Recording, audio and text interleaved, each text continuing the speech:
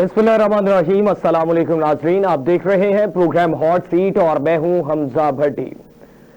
नाज़रीन, क़याम पाकिस्तान के बाद से ही भारत सरगर्म है।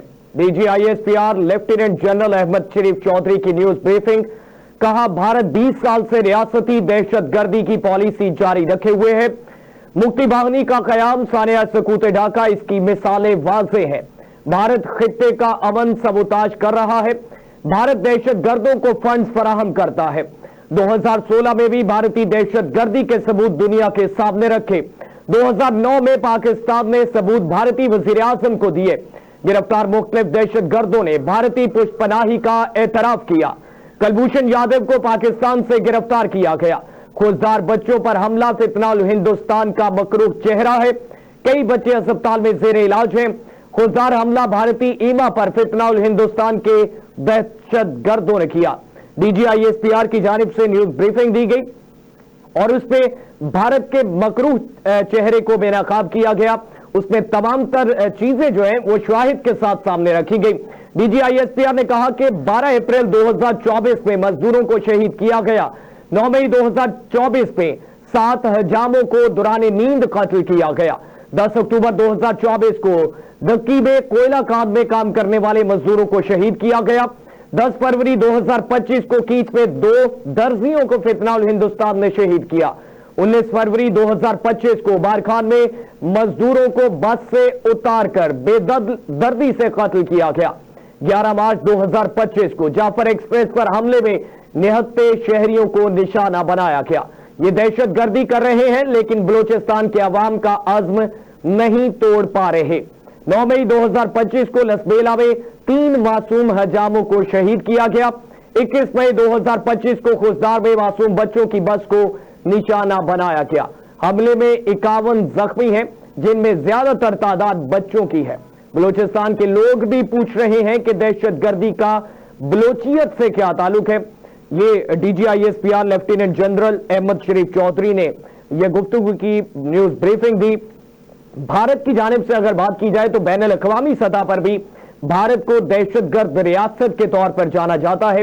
वो कनाडा हो, वो बरतानिया हो, वो अमेरिका हो, हर जगह पर भारत की जानिब से इसी तरह की दहशतगर्दाना कार्रवाइयां की जाती हैं और फिर इल्जामात जो हैं वो दीगर ममालिक या दीगर रियासतों पर लगाए जाते हैं, चाहे वो सिख फॉर जस्टिस कम्युनिटी हो या फिर वो पाकिस्तान हो या फिर मुस्लिम कम्युनिटी हो। बारहा भारत को यह बात वाज़ेह की जाती रही कि दहशतगर्दों का कोई मजहब, कोई कौम, कोई मुल्क, कोई रियासत नहीं होती। दहशतगर्द इंसान नहीं होती। लेकिन भारत की जानिब से हमेशा से पाकिस्तान को मुर्द इल्जाम ठहराया जाता, पाकिस्तान या मुस्लिम कम्युनिटी को मुर्द इल्जाम ठहराया जाता है, सिखों को निशाना बनाया जाता है। इस पे बात करेंगे और इसके साथ साथ बात करेंगे बैनुल अक़वामी सतह पर क्या इक़दाम किए जा रहे हैं। भारत की जानिब से भी वफ्द जो है वो भेजा गया है। पाकिस्तान भी वफ्द भेज रहा है बैनुल अक़वामी सतह पर भारत के इस मकरूह चेहरे को बेनकाब करने के लिए। और भारत के वज़ीर ख़ारिजा जो है वो इस बात से बिल्कुल वाज़ेह तौर पर ऐलान कर चुके कि जो उनका ऑपरेशन सिंदूर है वो अभी खत्म नहीं हुआ है। और इस तरह से डिफरेंट डायमेंशंस में भारत की जो कार्रवाइयां हैं वो उसी से मुंसलिक होती हुई नजर आती हैं। इस पे भी रोशनी डालेंगे।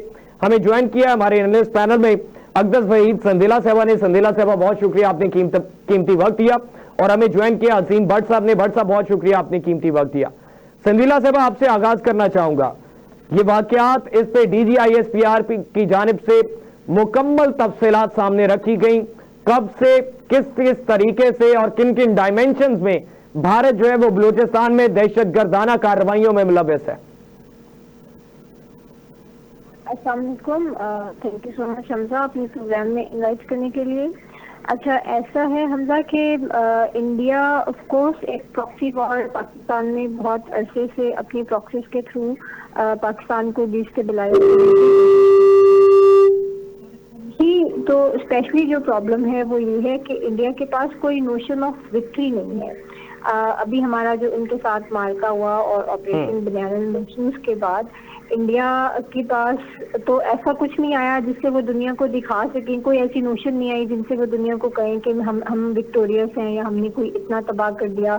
जिस स्टेडियम को तबाह करने का दावा किया गया, पाकिस्तान ने कुछ दिन बाद उधर मैच करवा दिया। जिस एयर बेस को तबाह करने का दावा किया गया, वहां पर दिखा दिया हमने दुनिया को कि वहां पर ऐसा कुछ नहीं है।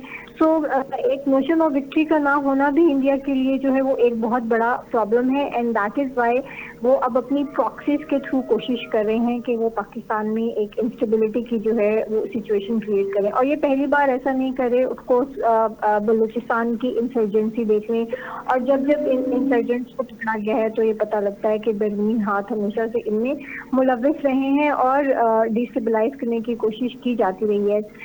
DGISPR का ये कहना कि ऐसे लोग जो हैं फितनातुल हिंदुस्तान का, जैसे उन्होंने इसको स्पेशली इस इंसर्जेंसी को नाम भी दिया, और उन्होंने उसके ये जो चीजें बताई स्पेशली कि हम इस पे इंटेलिजेंस बेस्ड जो ऑपरेशन किए गए उनके थ्रू पता चला कि ज्यादातर मसलन 500 कितने नंबर में दहशतगर्दों को पकड़ा गया, तो उनमें से ज्यादातर दहशतगर्द ऐसे निकले जिनका रॉक के साथ कोई ताल्लुक था या जिनके हैंडलर जो है वो इंडिया से आए हुए थे। और कुलभूषण जाधव जो है वो इसकी एक मिसाल है, अभी तक तो वो हमारे पास है, एक जिंदा मिसाल है कि इंडिया इंसर्जेंसी में इन्वॉल्व रहा भी है, और इंडिया के जो ऑपरेटिव्स हैं, रॉक के जो ऑपरेटिव्स हैं, वो एक्टिवली पाकिस्तान में इंसर्जेंसी क्रिएट करने की कोशिश करते रहते हैं। तो पाकिस्तान जो है वो जानता है कि इंडिया इस टाइम पर बिल्कुल जिस तरह से इंडिया ने हमसे शिकस्त खाई है, तो वो अपनी पॉलिटिकल पोजीशन को मोदी साहब अपनी कंट्री में स्ट्रेंथन करने के लिए या दुनिया को कुछ दिखाने के लिए कि हम अपने से इतने छोटे मुल्क के हाथों इस बुरी तरह से हमें शिकस्त हुई है, तो अब उन्होंने कहीं ना कहीं अपनी एक पोजीशन ऑफ स्ट्रेंथ शो करनी है।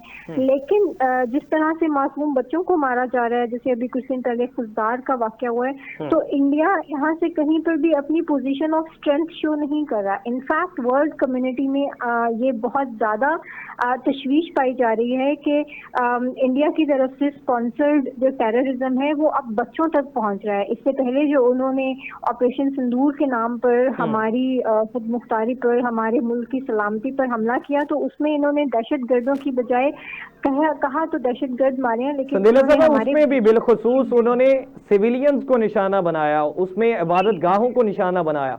बैनुल-अक़वामी मीडिया ने वहां पे जाके वाज़े तौर पर तमाम तर शवाहिद पेश किए कि कोई भी ऐसी जगह नहीं है जो मशकूक पाई जाती हो।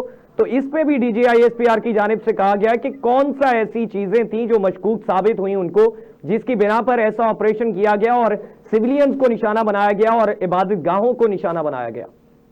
जी हमजा, इंटरनेशनल नॉर्म्स जो है, इवन वॉर के भी, वो कहते हैं ना जंग के भी कुछ असूल होते हैं, तो जंगी असूलों के मुताबिक भी आप सिविलियंस को या इबादत गाहों को निशाना नहीं बनाते, आप बच्चों को शहीद नहीं करते। मुझे सबसे ज्यादा दुख एक पाकिस्तानी की हैसियत से, एक इंसान की हैसियत से, बाकी सब तो है ही है, लेकिन जो आप हमारे बच्चे शहीद कर रहे हैं, ये कौम वो अपने बच्चों का खून कभी नहीं भूलेगी। आपने फुजदार में भी हमारे बच्चों पर हमला किया। आपने देखा होगा कि इससे पहले भी जब APS पे अटैक हुआ था, उससे पहले हमारे मुल्क में बहुत ज्यादा आपस में लड़ाई थी, एक धरना हो रहा था, बहुत सारे मसाइल थे, लेकिन APS अटैक एक ऐसा वाकया था क्योंकि आपने हमारे बच्चों पे अटैक किया और उसने हम सबको यूनाइट कर दिया। सिमिलरली आपने ऑपरेशन सिंदूर के नाम पर आपने हमारे बच्चों को शहीद किया। अभी आपने फुजदार में धमाका करवाया बस पे, स्कूल के बच्चों की बस पे, जिसमें अभी 51 बच्चे जो हैं अभी भी वो बच्चे जिंदगी और मौत की कश्मकश में हैं। आपने 6 बच्चों को वहां पर शहीद भी किया। तो आप ये जो हरकतें कर रहे हैं शायद कहीं ना कहीं अपनी पावर क्लेम करने के लिए, लेकिन मोदी को ये अंदाजा नहीं है कि ये भी एक ऐसी गेम है जिसमें वो खुद दोबारा से फंसता चला जा रहा है। इंटरनेशनल कम्युनिटी भी जानती है कि पाकिस्तान में ये इंसर्जेंसी कौन करवा रहा है और ये प्रॉक्सीज अपनी किसने एक्टिवेट की हुई है। तो वो भी ये देख रहे हैं कि इंडिया किस हद तक एक घटिया और कमजोर दुश्मन है जो कि अपने मुखालिफ के बच्चों को निशाना बना रहा है। तो रादर की मोदी यहाँ पर अपनी कोई पावर शो कर सकेगा वर्ल्ड कम्युनिटी में। फर्दर जो इनकी कोई हल्की फुल्की कहीं पर इनके लिए कोई इनकी आवाज सुनने वाला था, वो भी अब इनकी आवाज नहीं सुनेंगे, क्योंकि कहीं पर भी आप जंगी असूलों को, अगर हम हालत जंग में भी हैं तो वहाँ पर भी आप इस तरह के असूलों को, इस तरह की नीच हरकतें जो है वो आप नहीं अपनाते हैं। तो ये एक चीज है जो कि इंडिया को ऑफ कोर्स इसका फायदा नहीं होगा बल्कि नुकसान ही होगा। सिमिलरली पाकिस्तान भी जो है वो आप देखें तो बहुत एक्टिवली जो है इन इंसर्जेंट्स के खिलाफ हमारी जो आर्मी है और हमारे जो दीगर लॉ इन्फोर्सिंग एजेंसीज हैं वो एक्टिवेट हैं। बहुत ज्यादा इंटेलिजेंस बेस्ड ऑपरेशन जो है वो हो रहे हैं, और बहुत सी जगहों पर डिफरेंट सिटीज में, डिफरेंट प्रोविंसेस में, डिफरेंट ये जितने भी टेररिस्ट हैं, फितनतुल हिंदुस्तान के स्पॉन्सर्ड जो टेररिस्ट हैं, उनको जो है न्यूट्रलाइज किया जा रहा है, उनको पकड़ा जा रहा है, और उनसे इंफॉर्मेशन जो है वो एक्सट्रैक्ट की जा रही है। आज भी आपने देखा होगा कि DGISPR ने अपनी प्रेस कॉन्फ्रेंस में ऑडियोज भी चलाई और बाकायदा सबूत पेश किया। पाकिस्तान बगैर सबूत की तो बात ही नहीं करता ना, तो हमने ये सबूत भी पेश किया कि किस तरह से ये भारतीय स्पॉन्सर्ड टेररिस्ट हैं, जो कि यहाँ पर उन्हें और कुछ नहीं मिल रहा है, हमारी तंसीबात को या और जगहों को तो निशाना नहीं बना सकते। हालांकि ये बनाना चाहते हैं, तो ये सॉफ्ट टारगेट्स की तरफ जा रहे हैं, हमारे बच्चों की तरफ जा रहे हैं, स्कूल बसेस की तरफ जा रहे हैं। तो लेकिन ये जितने हमें नजर आ रहे हैं, ये जो वाकयात हो रहे हैं, इनसे कई गुना ज्यादा की प्लानिंग हो रही है, प्लानिंग की गई थी, और बहुत से ऐसे एलिमेंट्स हैं जिनको एक्टिवली डेली बेसिस पर जो है वो पकड़ा जा रहा है और आवाम को जो है वो महसूस किया जा रहा है। उनमें से चंद एक कोई एक ऐसा वाकया फिर भी अनफॉर्चुनेटली हो जाता है, तो वो ऑफकोर्स एक बहुत हाईलाइट हो जाता है, लेकिन हमारी जो फौज है वो ऑफकोर्स दफा हमारा करना जानती है, और इन टेररिस्ट को इंशाल्लाह पकड़ा भी। संदेला साहब, आपका इस पे पॉइंट आया। अजीम भट्ट साहब भी हमारे साथ मौजूद हैं। भट्ट साहब, आपसे जानना चाहूंगा, आपका इंटरेक्शन जो है डिफरेंट इंडियन मीडिया चैनल्स पे भी होता है, वहां पे एनालिस्ट पैनल से भी होता है, और उनके साबिक फौजी अफसरान जो है उनसे भी होता है, तो क्या नुक्ता नजर है आपका? ये भारत जो है इस तरह की हठधर्मियों पर बरकरार है और अभी भी सिविलियंस को निशाना बनाया जा रहा है और डिफरेंट डायमेंशंस पे वो अटैक कर रहा है पाकिस्तान पे, तो क्या समझते हैं, क्या नुक्ता नजर है आपका? बहुत शुक्रिया हमजा, आपका आपने मौका दिया। देखें, बात ये है कि हमें ये देखना पड़ेगा कि इस वक्त ये जितना भी नुक्ता नजर आप बता रहे हैं भारत की जानिब से, मुझे बड़ी अनफॉर्चुनेटली दुख और अफसोस के साथ कहना पड़ता है कि अब ये भारत जो है ये गांधी का भारत नहीं रहा है, ये भारत बीजेपी और आरएसएस का भारत जो है वो बन गया है। और अनफॉर्चुनेटली चूंकि हम इंडियन मीडिया पे कई सालों से इंटरेक्शन करते हैं, वहाँ के लोगों से भी इंटरेक्शन है, वहाँ की बाकी जो ऑफिशियल्स हैं उनके साथ भी, वहां पर भी ये सोच पाई जाती है कि नरेंद्र मोदी की जो सोच है वो पूरे भारत को तबाह कर रही है। और मुझे तो कहीं ना कहीं दुख सिविलियंस के लिए भी होता है कि एक ऐसा जनूनी और बेवकूफ आदमी जो है वो उनका इस वक्त जो है वो वजीर आजम की कुर्सी जो है वो संभाले बैठा है, जो कि ना सिर्फ सफारती सतह के ऊपर डिप्लोमेटिकली बल्कि जियोपॉलिटिकली आप कह लीजिए उसको तन्हाई का शिकार कर रहा है भारत को। जहां पर भारत को ये ज़ौम था कि वो 5वीं बड़ी इकोनॉमी बनने जा रहा है, अब उसके ऊपर मुआशी पाबंदियां भी इंटरनेशनल लग रही हैं। अभी हाल ही के अंदर, आज ही चंद घंटे पहले जो यूएस के प्रेसिडेंट हैं डोनाल्ड ट्रंप, उनकी जो ट्वीट है वो बहुत इंपॉर्टेंट है। उन्होंने जो एप्पल के सरबराह हैं टिम कुक, उनको बाकायदा तौर पे मेंशन करके कहा कि मैंने आपको कहा कि आप एप्पल का जो मैन्युफैक्चरिंग प्लांट है वो इंडिया में नहीं लगाएंगे बल्कि यूएस में लगाएंगे, और अगर आप ऐसा नहीं करते तो मैं आपके ऊपर मिनिमम 25% टैरिफ लगाऊंगा। तो ये एक बाकायदा धमकी है कि यूएस के प्रेसिडेंट यानी कि डोनाल्ड ट्रंप जो सुपर पावर के प्रेसिडेंट है वो इस वक्त बाकायदा तौर पे वार्न कर रहे हैं दुनिया को कि वो भारत के अंदर जो है वो मुआशी सरगर्मियां भी जो है वो बंद करे। तो इस लेवल पर अगर भारत को कोई लेके गया है तो मेरा ख्याल है कि पाकिस्तान का काम तो खुद नरेंद्र मोदी जो है वो भारत के साथ कर रहा है कि उसकी तबाही और बर्बादी का सामान जो है वो पैदा कर रहा है। ना सिर्फ जो है वो आप अस्करी तौर के ऊपर देखिए कि वो तो दुनिया ने माना कि किस तरीके से हमारी अफवाज ने, हमारी फोर्सेस ने उनको नाको चने जगवाए हैं, बल्कि उल्टा जो मुआशी जोम था कि हम सुपर पावर मुआशी बनने जा रहे हैं एशिया की, उसके अंदर भी जो है वो इतना बड़ा डेंट भारत को जो है वो नरेंद्र मोदी ने डाल दिया है। और उसके अंदर आप ये देखिए कि आज DGISPR की जो प्रेस कॉन्फ्रेंस थी उसके अहम तरीन पॉइंट्स को अगर आप मुलाहिदा करें तो मेरे नजदीक वो जियोपॉलिटिकल लिहाज से अगर आप इस सारे खित्ते की सूरत हाल को मद्देनजर रखते हुए, सिक्योरिटी मामलात को मद्देनजर रखते हुए देखें तो DGISPR की जो एक बात थी वो बहुत इंपॉर्टेंट है। उन्होंने कहा कि चीन भी जो है वो कश्मीर के मामले के अंदर सालिस है, तो ये कोई छोटी बात नहीं है। इस तरीके से ऑफिशियल स्टेटमेंट देना DGISPR का, वॉर जोन के फौरी वॉर के सूरत हाल में फौरी बात जो है वो ये कहना कि कश्मीर के अंदर सिर्फ इंडिया पाकिस्तान सालिस नहीं है बल्कि इसके अंदर चीन भी एक फरीक है। तो क्योंकि आपको पता है कि चीन ने जो है वो बहुत सा एरिया जो है वो कैप्चर कर रखा है जो, और उसके अभी रिसेंटली नाम भी तब्दील किए गए, चाइना ने नाम तब्दील किए हैं, तो भारत उस तरफ रुख क्यों नहीं करता है? चीन से क्यों नहीं वो अपनी जगह वागजार करवाता है अगर वो जगह भारत की है? बिल्कुल एग्जैक्टली यही पॉइंट है कि कश्मीर के ऊपर जहां पर हम ये देख रहे हैं कि चाइना जो है वो बाकायदा तौर पे आता है। और मैं आपको बताऊं कि ये एक रिपोर्टेड चीज है कि जब चाइना ने आज से चंद साल कबल भी वहां पर जो है लद्दाख के एरिया के अंदर जो एरिया के ऊपर उन्होंने कब्जा किया कन्फ्रंट करके इंडियन आर्मी को, तो उन्होंने बाकायदा तौर पे बहुत ब्रूटली उनके साथ निपटा था इंडियन आर्मी के साथ, और इनके पास उन लाशों को जो इनकी इंडियन आर्मी की थी उनको प्रेजेंट करने की भी आप कह लीजिए कि करेज नहीं थी, हिम्मत नहीं थी, बिकॉज वो इतना ब्रूटली उन लोगों ने इसको किया था। तो आई थिंक जो ये स्टेटमेंट है ये बहुत इंपॉर्टेंट है। और फिर दूसरी तरफ हम ये देखते हैं कि जहां पर पहलगाम के एक फॉल्स फ्लैग ऑपरेशन के बाद पाकिस्तान पर सिर्फ इल्जाम की बुनियाद के ऊपर 2 न्यूक्लियर पावर्स के अंदर जंग छेड़ दी गई और पूरे खित्ते के अमन को जो है वो बर्बाद करने की कोशिश की गई, वहीं पर हम ये देखते हैं कि पाकिस्तान ने ना सिर्फ उस वॉर टेन्योर के दौरान बल्कि आज भी जो डीजीआईएसपीआर ने प्रेस कॉन्फ्रेंस की, हम लोगों ने जो सबूत प्रेजेंट किए हैं वो जुबानी नहीं है, हम लोगों ने इंटरसेप्ट किए हैं उनकी कॉल्स, उनके हाजिर सर्विस जो फौजी अफसरान है उनकी कॉल्स, जो कि अब आप ये देखें कि ये कोई आई एम सॉरी टू से बट ये कोई पॉलिटिकल लीडर प्रेस कॉन्फ्रेंस नहीं कर रहा है, ये डीजीआईएसपीआर प्रेस कॉन्फ्रेंस कर रहे हैं जिसका इंपैक्ट जो है वो दुनिया भर में एक रिस्पॉन्सिबल होता है और उनको पता है कि उन्होंने क्या बात करनी है, कितनी बात करनी है, वो दुनिया के अंदर जो है वो उसको प्रूव कर सकें। तो लिहाजा डीजीआईएसपीआर ने जो प्रूफ प्रेजेंट किए हैं, जो कॉल्स प्रेजेंट किए हैं, जो चीजें जो है वो आलमी मीडिया को दिखाई है कि हमारे पास क्या क्या चीजें मौजूद हैं, बाकायदा नाम लेके कि किस तरीके से इंडियन आर्मी का कौन सा शख्स जो हाजिर सर्विस है और वो किस किस तरीके से पैसे ट्रांसफर कर रहा है, बाकायदा तौर पर एक टेरर स्टेट के तौर के ऊपर वो काम कर रहे हैं, नॉट ओनली टेरर स्टेट बल्कि एक टेरर आर्मी के तौर पर इंडियन आर्मी जो है वो इस पूरे खित्ते के अंदर जो है वो काम कर रही है। तो मेरा ख्याल है कि ये इस तरह का एक्सपोज दुनिया में किसी मुल्क ने किसी दूसरे मुल्क को नहीं किया होगा। कनाडा के अंदर जो एक नजर साहब का वाकया पेश आया था, जो सिख रहनुमा थे, उनके ऊपर भी कनाडा ने सिर्फ क्योंकि कनाडा एक रिस्पॉन्सिबल कंट्री है तो उसकी स्टेटमेंट की बहुत अहमियत है, बट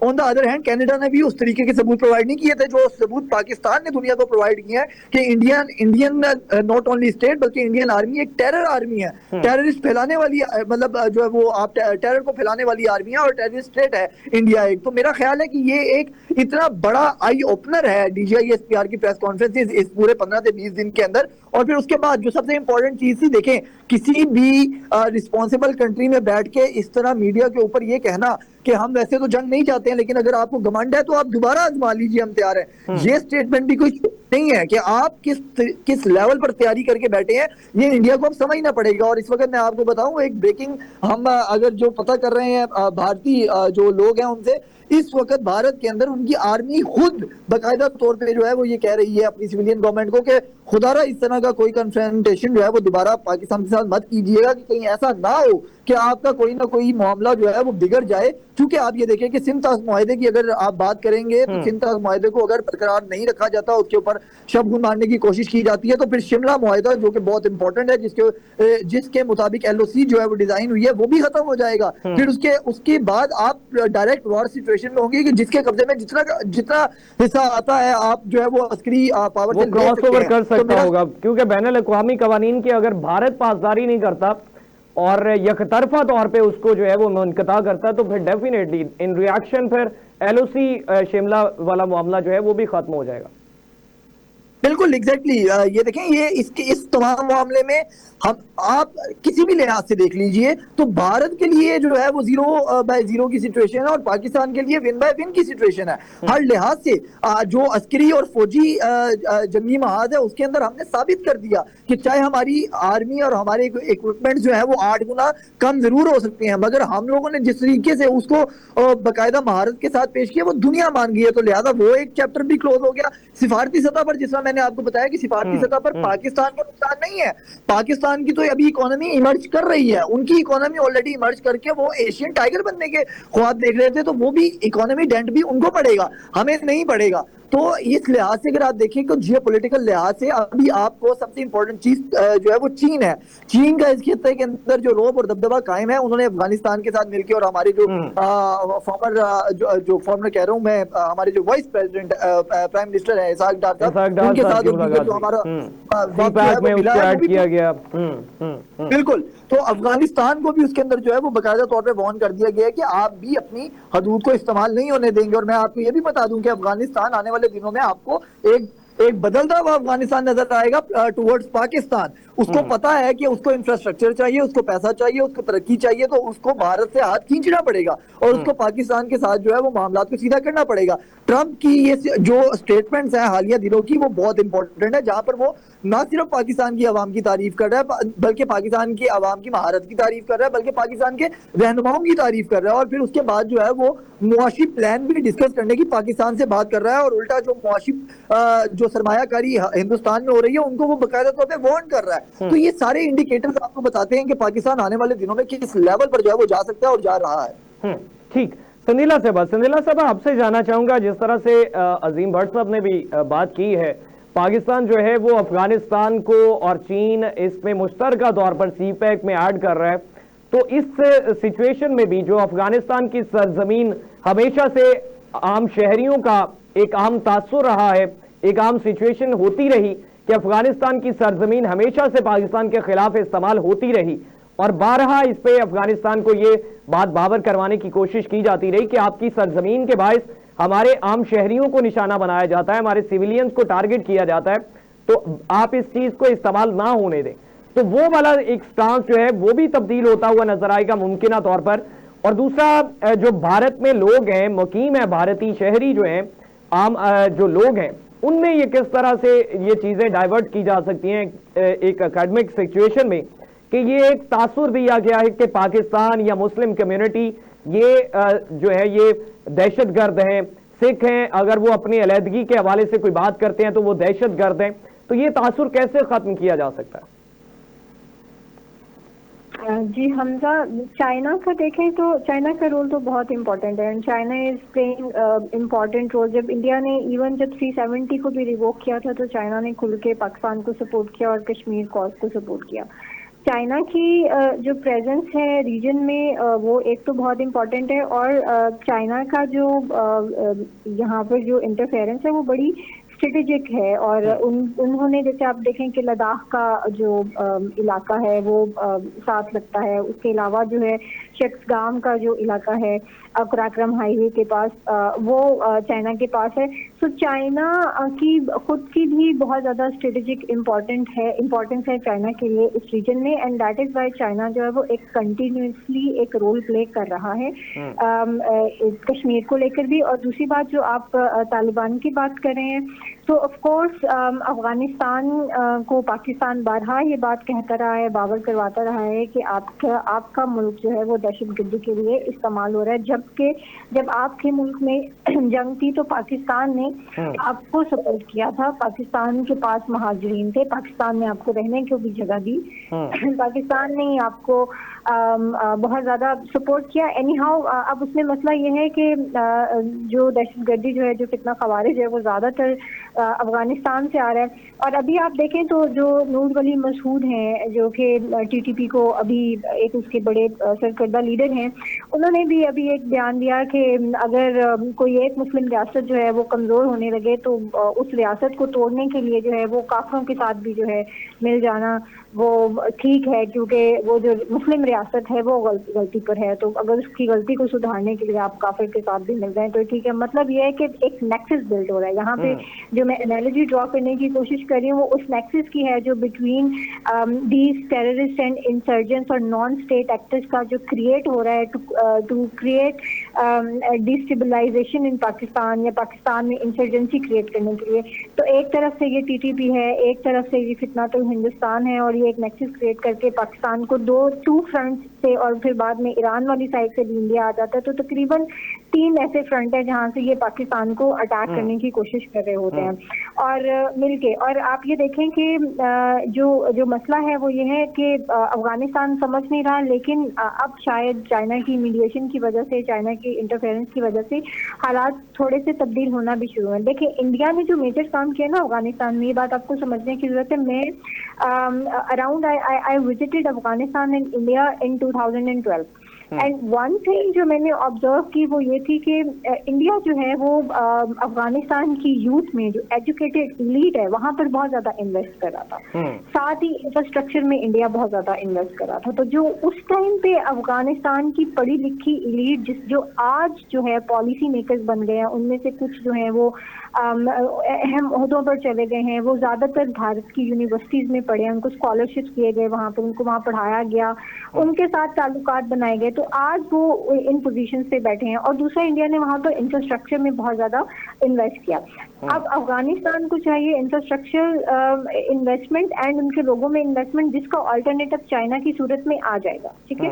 तो पाकिस्तान ऑफ कोर्स एक हद तक ही इन्वेस्ट कर सकता था, उससे ज्यादा नहीं कर सकता था, लेकिन ये वाली कमी शायद यहाँ से चाइना पूरी करेगा, जिसकी वजह से हम उस पोजीशन को रीगेन करने में शायद कामयाब हो जाएं, जो कि इंडिया ने अपनी इन्वेस्टमेंट की वजह से वहां पर क्रिएट की थी, और जिसका फल जो है वो आज खा रहे हैं पाकिस्तान में इंसर्जेंसी करवा के उनके थ्रू।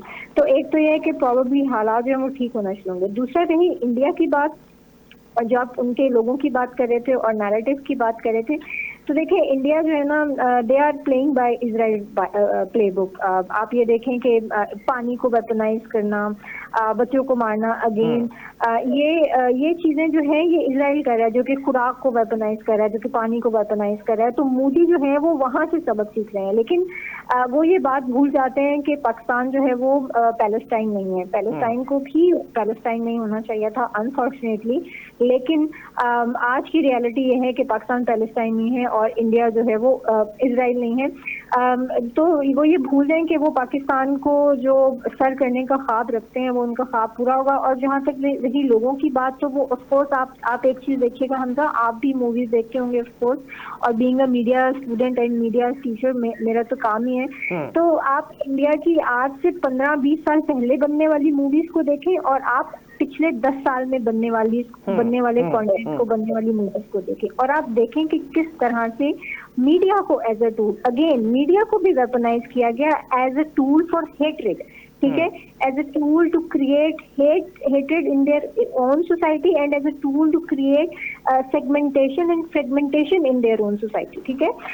अभी तो ज्यादातर जो फिल्में बन रही हैं वो एंटी पाकिस्तान बन रही है, एंटी मुस्लिम बन रही है, और वो मैस लेवल पर एक वो जो मसाला मूवीज होती है ना, मसाला मूवीज का फिनोमेना यही होता है कि वो आम, वो उनमें कोई ज्यादा कोई सबक नहीं होता, कुछ ऐसा नहीं होता, उसमें एक छोटा सा मैसेज होता है जिसको बड़ा ग्लैमराइज करके पेश किया जाता है, और वो आम जो माइंड होते हैं ना, जाहिर है एक जो ओवरऑल मैसेज होती है वो इतनी ज्यादा इंटेलेक्चुअल नहीं होती हैं, तो उनको टारगेट किया गया और वहां पर उसने काम किया। तो मीडिया को वेपनाइज किया हुआ था मोदी ने, फिल्म को वेपनाइज किया हुआ था मोदी ने, उनको एक्टर्स को उन्होंने वेपनाइज किया हुआ था जो कि मुसलमानों के खिलाफ नफरत बोलते हैं, पाकिस्तान के खिलाफ नफरत बोलते हैं, तो उसके थ्रू उन्होंने अपने लोगों की परसेप्शन जो है वो क्रिएट किया। लेकिन मैं आपको एक बात बताऊं हमजा, कोई भी ऐसी सोसाइटी है ना जहाँ पर आप इतनी ज्यादा फ्रेगमेंटेशन कर देते हैं, वो सोसाइटीज हमेशा उनका डाउनफॉल ही होता है, ये हिस्टोरिकली भी प्रूवन है।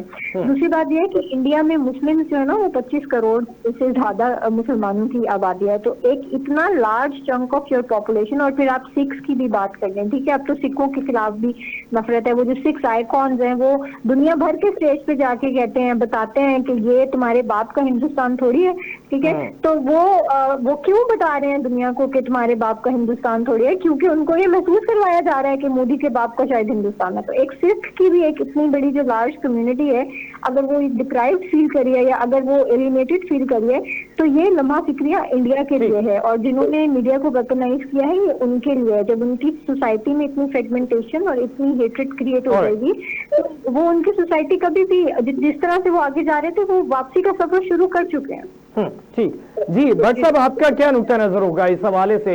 जो पॉइंट अकदस वहीद संदेला साहबा ने उठाया कि उनको जो है वो इसी तरीके से वेपनाइज किया जाता है, मीडिया को भी, और थ्रू सोशल इंटरेक्शन भी उनको ये प्रिटेंड करके उनके जहनों में ये डाल दी जाती हैं चीजें कि ये चीजें ऐसे हो रही हैं, और फिर उसी को अडॉप्ट किया जाता है उस जनरेशन में। भट्ट साहब आप मुझे सुन पा रहे हैं? भट्ट साहब से राब्ता मुनक़ता हो चुका है। संदेला सेवा आखिर में आपसे ये जानना चाहूंगा, डोनाल्ड ट्रंप के हवाले से हम बात कर रहे थे कि उनकी जानिब से ये सीज फायर मुआहदे में जो है वो सालसी का किरदार अदा किया गया, लेकिन उनकी एक स्टेटमेंट जो है वो काबिल गौर है। वो बारहा ये बात दोहराते हुए नजर आए कि इन दोनों ममालिक में मैंने तिजारत के हवाले से बात करके सीज फायर पर आमादा किया। तो ऐसी कौन सी तिजारत वाला पर्सपेक्टिव जो है वो डोनाल्ड ट्रंप जो है वो पॉइंट आउट कर रहे हैं भारत के लिए भी और पाकिस्तान के लिए भी, इस पे क्या कहना चाहेंगे? देखें, इंडिया जो है उनका एक बहुत मेजर उनकी जो इकोनॉमी है, उनके जो टाइज हैं वो अमेरिका के साथ है ऑफ कोर्स, और पाकिस्तान की भी जो बहुत सारी बरामदात होती हैं वो अमेरिका जो है उसमें एक उनका एक मेजर बायर है पाकिस्तान का भी। तो ऑफ कोर्स दोनों कंट्रीज के लिए जरूरी है, पाकिस्तान को तो वैसे ही तिजारत की जरूरत है। दूसरा आप देखें कि अमेरिका ने डोनाल्ड ट्रंप ने जैसे अभी भी फौरन से ये धमकी जैसे ही ये सारी कहानी शुरू हुई है, साथ ही कहीं ना कहीं एप्पल की जो मसनूआत बनाने की जो बात है वो उसको कहीं ना कहीं एक धमकी के तौर पर शायद यूज कर रहे हैं। वो बार बार ये साथ ही इंडिया को बावर करवाने लग जाते हैं कि अगर एप्पल ने जो है वो यहाँ पर मसनूआत नहीं बनाई और इंडिया में बनाई तो मैं 25% जो है टैक्स लगा दूंगा। तो somewhere he is also making India realise कि अमेरिका की कितनी ज्यादा इन्वेस्टमेंट है इंडिया में, उनकी कितनी ऐसी कंपनीज हैं जिनके यूनिट्स हैं इंडिया में। सो अगर इंडिया जो है, और ऑफ कोर्स वो इंडिया के लिए एक बहुत मेजर सोर्स ऑफ रेवेन्यू है और वहाँ पे लोकल इन्वेस्टमेंट आ रही है उनकी, जो कि किसी भी कंट्री के लिए जो है एफडीआई फॉरेन डायरेक्ट इन्वेस्टमेंट जो है वो बहुत इंपॉर्टेंट होती है। तो इंडिया में अगर अमेरिका अपने कारखाने लगाने बंद कर दे तो इंडिया की इकोनॉमी के लिए डेफिनेटली एक बहुत बड़ा मसला है। और फिर तिजारत, सिर्फ तिजारत एक बिजनेस सिर्फ इस टर्म में नहीं है, इनकी जो डील्स हैं वो नॉट ओनली इन इकोनॉमी बल्कि आप देखें तो गुड्स में, सॉरी, साथ ही साथ डिफेंस में इनकी आपस में जो है वो तिजारत कर रहे हैं। फिर उसके अलावा जो है आपने देखा होगा कि न्यूक्लियर एनर्जी से जो रिलेटेड इनके प्लांट्स हैं उसमें ज्यादातर जो है वो अमेरिका इनके साथ कोलैबोरेट कर रहा है। तो ऑफ कोर्स ठीक है संदेला साहबा, ठीक है, बहुत शुक्रिया संदेला साहबा। अकदस वहीद संदेला हमारे साथ मौजूद थे और अजीम भट्ट साहब हमारे साथ मौजूद थे।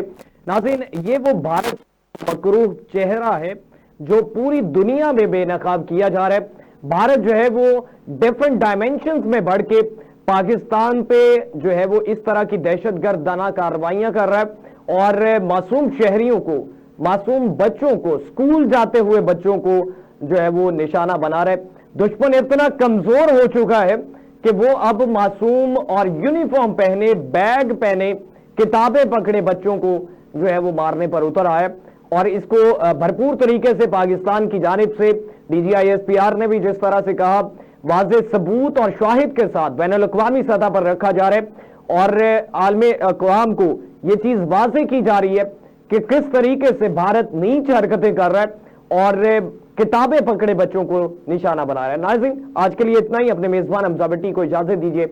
अल्लाह के बाद।